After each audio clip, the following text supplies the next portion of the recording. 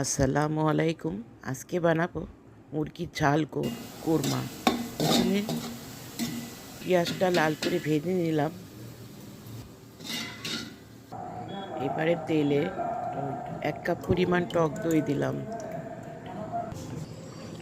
যতক্ষণ পর্যন্ত দানা দানা হবে না নাড়াচাড়া করতে হবে। এবার মশলা দিলাম, ধনিয়ার গুঁড়া, মরিচের গুঁড়া, জিরা গুঁড়া, হলুদ, লবণ সব একবারে দিয়ে দিলাম। বাটা মশলা যাবে না। সুন্দর করে নাড়াচাড়া করতে হবে যতক্ষণ পর্যন্ত টক দইটা দানা দানা না হবে। ঝাল কোরমার এটাই সুন্দর। এবার মুরগিগুনা দিয়ে দিলাম, মশলা দিলাম, সুন্দরভাবে কষাবো। কষাই রান্না করব। এবার রান্না হয়ে গেলে এবার দেব বেরেস্তা দিয়ে নামাই।